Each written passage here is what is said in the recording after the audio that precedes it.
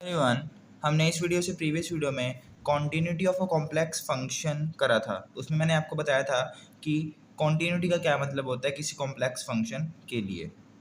उसमें हमने उसकी डेफिनेशन को देखा था और कुछ एग्जांपल्स भी करे थे।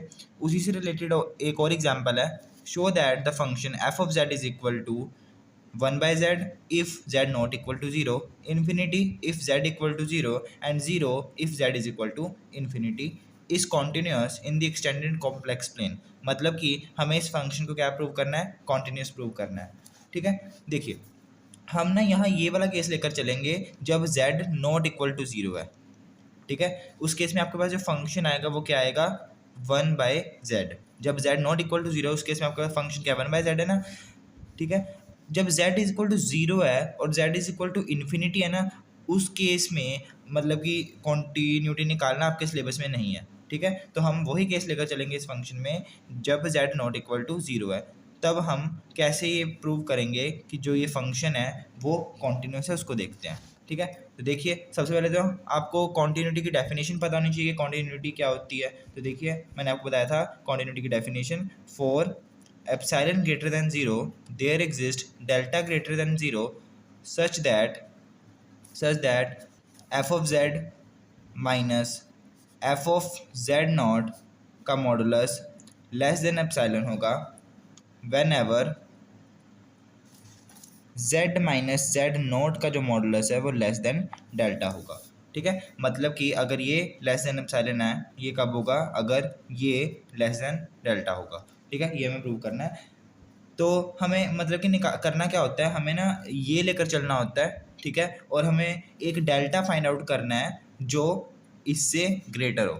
और हम ये मान के चलते हैं, हमें ना ये कॉन्टिन्यूटी जो प्रूव करनी है इस फंक्शन की वो z is equal to Z naught पे प्रूव करनी है। मतलब जेड नोट पॉइंट पर हमें कॉन्टिन्यूटी को प्रूव करना है। जिस पॉइंट पर हमें कॉन्टिन्यूटी को प्रूव करना होता है वही पॉइंट यहाँ होता है एफ ऑफ जेड नोट में, और यहाँ जेड नोट जो यहाँ पड़ा हुआ है। ठीक है, मतलब कि हमें जेड नोट पर ही कॉन्टिन्यूटी को प्रूव करना है, क्योंकि हमें यहाँ कोई पॉइंट गिवन नहीं है कि किस पे आपको कॉन्टिन्यूटी को प्रूव करना है। तो हम मान के चलते हैं कि वो पॉइंट जो है जेड नोट है।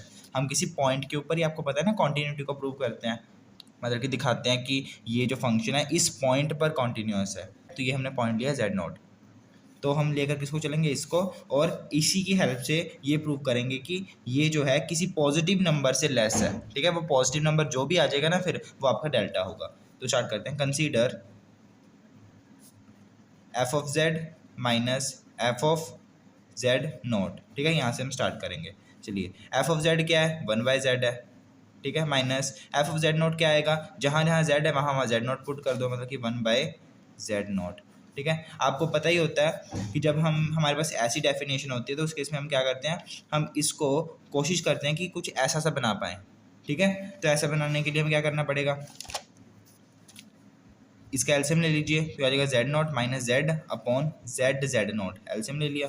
ठीक है, नेक्स्ट स्टेप में अब हम क्या करते हैं, ऐसे कर देते हैं 1/z इंटू जेड नॉट अलग कर दिया, इंटू में जेड नॉट माइनस जेड अलग कर दिया। ठीक है, इसको क्या मैं ऐसे लिख सकता हूँ, देखिए यहाँ से अगर मैं माइनस को कॉमन निकाल लूँ बाहर, ये माइनस का हो जाएगा, ये प्लस का हो जाएगा, मतलब कि z माइनस जेड नोट हो गया, और ये माइनस जो है मोड के कारण दोबारा गायब हो जाना है। ठीक है, इसलिए इसको मैं ऐसे भी लिख सकता हूँ z माइनस जेड नोट।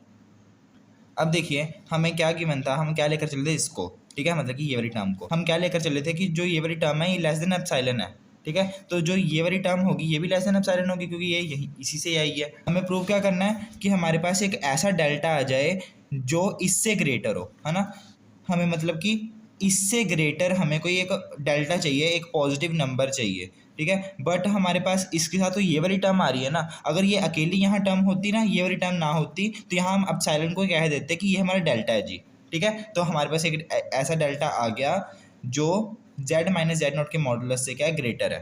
ठीक है, जहाँ हम कह सकते हैं z माइनस जेड नोट का जो मॉडुलस है वो उस डेल्टा से छोटा है। ठीक है, और वो डेल्टा क्या है, एप्सिलॉन है। बट इस केस में आपके पास अकेला ये नहीं बैठा, इसके साथ ये भी बैठा है। ठीक है, इसकी वैल्यू को, इसका मतलब आपको निकालना पड़ेगा किसी तरह, क्योंकि अगर आप इसकी वैल्यू निकाल दोगे ना, इसको बाद में उस साइड ले जाना। ठीक है, एप्सिलॉन इनटू में ये कर देना, ठीक है, जो भी वैल्यू इसकी आएगी 1/z इंटू जेड नॉट के मॉडुलस की, ठीक है। तो उस पूरी टर्म को फिर हम क्या कह देंगे कि वही डेल्टा है जी। तो हमें क्या करना पड़ेगा, इसकी वैल्यू को निकालना पड़ेगा। आपने लिमिट वाली अगर वीडियो देखी है, limit of a complex function, तो उसमें भी हमने एक ऐसा क्वेश्चन करा था। अब हमें वैल्यू किसकी निकालनी है, इसकी निकालनी है, ठीक है। तो उस केस में हम क्या करेंगे, हम इसको क्या कर देते हैं, रिस्ट्रिक्ट कर देते हैं, ठीक है। मैंने आपको उस क्वेश्चन में बताया था हम क्या करते हैं, जिसकी हमें वैल्यू निकालनी होती है ना, उसको रहने देंगे। जो हमें चाहिए, मैं z-z0 यहाँ चाहिए ना, इसको हम क्या करते हैं, रिस्ट्रिक्ट कर देते हैं। तो आप क्या लिखोगे, रिस्ट्रिक्टिंग, ये वैसे एक स्टेप याद रखना पड़ता है, रिस्ट्रिक्टिंग z-z0 के मॉडुलस को लेस देन 1, ठीक है। ये आपका लेस देन 1 है, ये हम मान के चलेंगे। इसको 1 से लेस मानकर इसकी वैल्यू को फाइंड आउट करेंगे।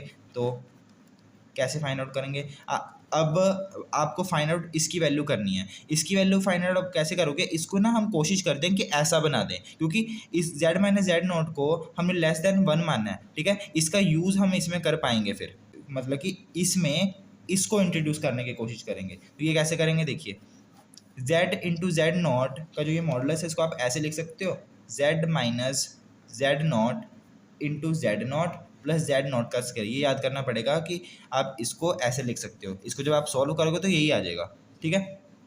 नेक्स्ट टाइम में हम क्या करेंगे, देखिए, इसको मैं लेस देन क्या दिखा सकता हूँ, ये जो मॉडुलस है इसको मैं ऐसे लिख सकता हूँ, z-z0 इंटू जेड नॉट का मॉडुलस प्लस जेड नॉट के स्क्वायर का मॉडुलस। आपको पता है ना, ये प्रॉपर्टी होती है, ए प्लस बी का जो मॉडुलस होता है वो लेस देन होता है ए का मॉडुलस प्लस बी का मॉडुलस। यही प्रॉपर्टी हमने यहाँ यूज़ करी है, ठीक है। यहाँ लेस देन का साइन आ गया। नेक्स्ट स्टेप में मैं ऐसा कर सकता हूँ, 1/z-z0, ठीक है, का मॉडुलस इंटू जेड नॉट का मॉडुलस प्लस जेड नॉट के स्क्वायर का मॉडुलस। तो आपके पास ये आ चुका था, ठीक है। इसको आप ऐसे भी लिख सकते हो, स्क्वायर को ऐसे मॉडुलस के बाहर भी लगा सकते हो, ठीक है। नेक्स्ट स्टेप में अब हम क्या करेंगे, यहाँ जेड नॉट है, यहाँ जेड नॉट का स्क्वायर है, तो दोनों में से जेड नॉट कॉमन निकाल लेंगे। जेड नॉट के मॉडुलस को कॉमन निकाल लो, अंदर क्या बचेगा, जेड माइनस जेड नॉट का मॉडुलस प्लस जेड नॉट का मॉडुलस, ठीक है। नेक्स्ट टाइम में अब हम क्या करेंगे, हमने रिस्ट्रिक्ट क्या करा था, हमने ये मान के चले थे ना, जेड माइनस जो जेड नॉट है वो लेस देन क्या है, 1 है, ठीक है, ये मान के चले थे। तो नेक्स्ट टाइम में लेस देन का साइन डाल के यहाँ इक्वल टू का ही आएगा, क्योंकि इसको इसके इक्वल ही है, मतलब ये दोनों इक्वल ही हैं। नेक्स्ट टाइम में लेस देन का साइन डाल के इसको मैं 1 पुट कर दूंगा, ठीक है। तो क्या आ जाएगा, जेड नॉट का मॉडुलस, इसको मैं क्या लिख दूंगा, 1 प्लस जेड नॉट का मॉडुलस। तो ये आपने वैल्यू निकाल दी किसकी, 1/z इंटू जेड नॉट के मॉडुलस की, ठीक है। ये लेस देन 1 है। अब ये वैल्यू का हम कहाँ यूज़ कर देंगे, यहाँ यूज़ कर देंगे, ठीक है। ये यहाँ हमारी गाड़ी अटक गई थी, यहीं हम 1/z इंटू जेड नॉट के मॉडुलस की वैल्यू को पुट करेंगे। तो देखते हैं क्या आएगी। इसको हम मान लेते हैं 1 है, ठीक है, इसमें पुट करते हैं वैल्यू को, पुटिंग, इसको मैं 2 मान लेता हूँ, 2 in 1। तो हमारे पास क्या आ जाएगा, हमारे पास कहाँ तक आ चुका था, 1/z into 1/z into z naught का मॉडुलस, ठीक है, और z इंटू जेड नॉट का मॉडुलस लेस देन एप्सिलॉन था, ठीक है। यहाँ हम क्या वैल्यू पुट कर देंगे, ये वैल्यू पुट कर देंगे। तो पुट कर दीजिए, तो क्या आएगा, 1/z नॉट का मॉडुलस, ठीक है, 1 प्लस जेड नॉट का मॉडुलस, ठीक है, a into z minus z naught less than epsilon, ठीक है। अब देखिए, यहाँ से जेड माइनस जेड नॉट की वैल्यू निकालता हूँ मैं, क्या आएगी, मतलब कि ये किससे लेस देन आ जाएगा, एप्सिलॉन इंटू ये वाली टर्म, मतलब कि Z naught into 1 plus z naught का मॉडुलस, ये चीज़ आ चुकी है। अब देखिए, हमारे पास जेड माइनस जेड नॉट की दो वैल्यूज़ आ रही हैं। एक तो जेड माइनस जेड नॉट हमारा लेस देन आ रहा है 1 से, ठीक है, और एक जेड माइनस जेड नॉट हमारा जो लेस देन आ रहा है वो इस पूरी टर्म से लेस देन आ रहा है, ठीक है। तो अगर जेड माइनस जेड नॉट एक का मॉडुलस 1 से लेस देन आ रहा है और एक इससे भी लेस देन आ रहा है, तो इन दोनों के मिनिमम वैल्यू से भी लेस आएगा, ठीक है। तो हम कह सकते हैं कि जो z माइनस जेड नॉट है वो क्या आएगा, लेस देन आएगा मिनिमम वैल्यू किसकी, 1 की और इसकी, into epsilon naught z into z naught, epsilon naught सिर्फ epsilon modulus of z naught into 1 plus z naught का मॉडुलस। ठीक है, इससे आएगा। तो इसका मतलब हमारा जो डेल्टा है वो क्या आ गया, यही है हमारा डेल्टा। तो हमने ये तो प्रूव करना था कि अगर F of Z minus f of z naught का मॉडुलस लेस देन एप्सिलॉन है, कब होगा, जब जेड माइनस जेड नॉट का जो मॉडुलस है वो किसी पॉजिटिव नंबर डेल्टा से लेस देन होगा। ठीक है, तो हमारे पास डेल्टा ये आ गया, हमने ये प्रूव कर दिया और यही हमें प्रूव करना था। चलिए अब हम अपने मेन टॉपिक की ओर चलते हैं, जिसका नाम है यूनिफॉर्म कॉन्टिन्यूटी।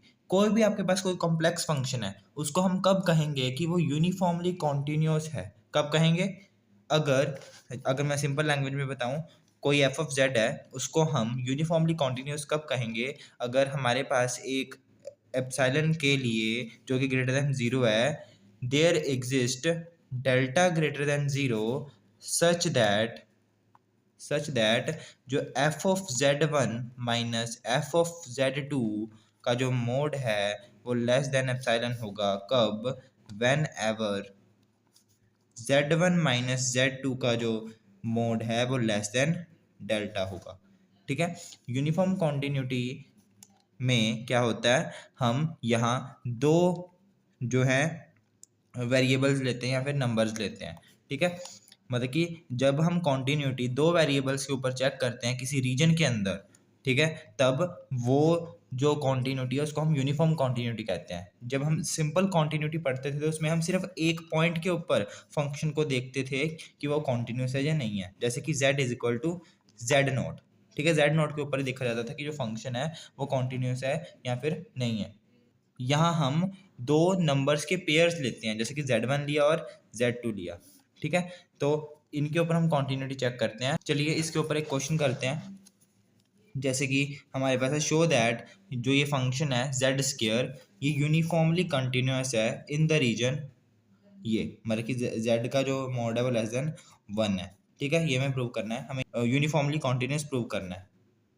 तो बहुत आसान है, देखिए हमें क्या करना होता है इसके लिए, फिर से वही बात है कि हमें स्टार्टिंग यहाँ से करनी होती है और प्रूव किसको करना होता है, इसको प्रूव करना होता है। मतलब कि हमें एक डेल्टा फाइंड आउट करना होता है जो इससे क्या हो, लेस हो, एक positive number delta find out करना होता है। तो स्टार्ट करते हैं, यहाँ से स्टार्ट करेंगे। सबसे पहले तो हम क्या करेंगे, दो पॉइंट्स लेंगे z1 और z2। ठीक है, लेट द टू पॉइंट्स, ठीक है, z1 एंड z2, इनके लिए हम इस इनक्वालिटी को लेंगे। तो हमारे पास इनक्वालिटी क्या आ जाएगी, consider F of z1 minus f of z2 का मोड। ठीक है, एफ ऑफ z1 क्या है, पहले तो हम एफ ऑफ z देखते हैं। एफ ऑफ z क्या है, z का स्क्वायर है। ठीक है, तो एफ ऑफ z1 क्या होगा, z1 का स्क्वायर माइनस z2 क्या होगा, z2 का स्क्वायर। ठीक है, इसको मैं ऐसे लिख सकता हूँ, z1 plus z2 into z1 minus z2। ये प्रॉपर्टी होती है ए स्क्वायर माइनस बी स्क्वायर किसके इक्वल होता है, ए प्लस बी इंटू ए माइनस बी। ठीक है, यहाँ हम इसको ऐसे लिख सकते हैं, z1 z2 का mode into z1 minus z2 का मोड। अब देखिए हमें क्या प्रूव करना है, हमें z1 माइनस z2 का जो मोड है वो लेस देन डेल्टा चाहिए। तो इसका मतलब हमें ये जो टर्म है ये हमें चाहिए, बट ये वाली टर्म नहीं चाहिए। इस टर्म को हमें गायब करना पड़ेगा। ठीक है, इसको हम नहीं छेड़ेंगे, इसका हम कुछ करेंगे, देखते हैं हम इसका क्या करते हैं। तो इसको मैं एज इट इज रहने देता हूँ, z1 माइनस z2 को।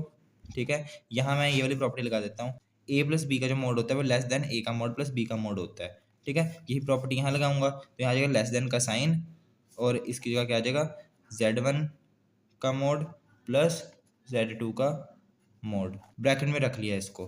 ठीक है, z1 माइनस z2 का मोड एज इट इज।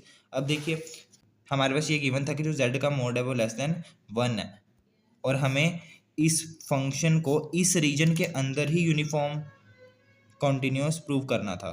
ठीक है, तो हमने जो ये z1 और z2 जो हम पॉइंट्स ये लेते हैं ना, ये हम इसी रीजन के अंदर वाले लिए हैं, जो इस रीजन के अंदर ही हैं। ठीक है, अगर ये पॉइंट्स इसी रीजन के अंदर हैं तो इसका मतलब z1 का जो मोड होगा वो भी लेस देन 1 होगा और z2 का जो मोड है वो भी लेस देन 1 होगा। ठीक है, तो ये 1 आ जाएगा और ये भी 1 आ जाएगा लेस देन का साइन डाल के, ठीक है। ये क्या बन गया, 2 बन गया, is equal to Z1 minus Z2 का मोड, और 1 प्लस 1 क्या होता है 2, इसको मैं यहाँ लिख देता हूँ। अब देखिए जो ये टर्म है ये लेस देन एप्सिलॉन थी, तो जो हमारे पास ये टर्म आई है ये भी लेस देन एप्सिलॉन होगी। यहाँ से Z1 माइनस Z2 की वैल्यू मैं कि निकाल लूँ, जहाँ हम कह सकते हैं Z1 माइनस Z2 का जो मोड आएगा वो एप्सिलॉन बाई 2 के इक्वल हो जाएगा, 2 को मैं नीचे ले गया, ठीक है। ये हमारा क्या आ गया, डेल्टा आ गया, इसको हम मान लेते हैं डेल्टा। तो हमारे पास Z1 माइनस Z2 क्या आ गया, लेस देन डेल्टा आ गया, वेयर डेल्टा क्या है, एप्सिलॉन बाई 2। डेल्टा हमने इसको क्यों लिया, क्योंकि डेल्टा हमारे पास एक स्मॉल पॉजिटिव नंबर होता है, तो जो एप्सिलॉन है वो भी एक पॉजिटिव नंबर ही तो है ना। तो हमने क्या दिखा दिया कि Z1 माइनस Z2 का जो मोड है वो किसी पॉजिटिव नंबर से छोटा है, ठीक है। एप्सिलॉन बाई 2 भी पॉजिटिव नंबर ही होगा ना, तो इसलिए उससे छोटा है, तो इसको हम मानते हैं यही हमारा डेल्टा है। तो यहाँ हमारे पास डेल्टा आ गया, इसका मतलब जो ये फंक्शन है वो क्या है, यूनिफॉर्मली कॉन्टिन्यूस है।